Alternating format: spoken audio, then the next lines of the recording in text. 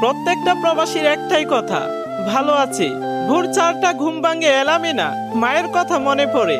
দেশটা তখনও ঘুমায়, আর সে প্রস্তুত হয় আরেকটা কঠিন দিনের জন্য। একটা ছোট রুম, একটা ভাঙ্গা আয়না, আর বুকের ভিতর জমে থাকা হাজারটা না বলা কথা। সে আয়নার দিকে তাকিয়ে বলে, ভালো আছি। এই কথাটাই তার সবচেয়ে বড় মিথ্যা। দিনভর কাজ, ঘামে ভিজে যায় শরীর, কিন্তু ক্লান্তি দেখানোর সুযোগ নেই। কারণ মাস শেষে টাকা পাঠাতে হবে, বাবার ঔষধ, মায়ের বাজার, ছোট ভাইয়ের ফি। রাতে ভিডিও কল আসে, মা হেসে বলে, বাবা খেয়েছো তো? সে হাসে, মাথা নাড়ে। ক্যামেরার বাইরে চোখ ভিজে যায়, কিন্তু মা যেন কিছুই না বুঝে। এই আশাটাই তার শক্তি। ঈদ আসে, চারপাশে আলো, কিন্তু তার রুম অন্ধকার। নামাজ শেষে সবাই ঘরে ফিরে, আর সে ফিরে যায় কাজে। কারণ প্রবাসীর ঈদ মানেই দায়িত্ব।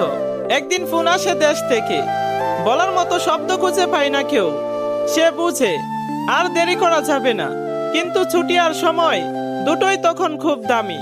তবুও সে টিকে থাকে, কারণ সে জানে তার কষ্টটাই কারো হাসি, তার নিঃসঙ্গতাই কারো নিরাপত্তা। সে প্রবাসী, যে নিজের জীবনটা থামিয়ে অন্যদের জীবনটা এগিয়ে নেয়। হ্যাঁ ভাই, তারাই হচ্ছে প্রবাসী।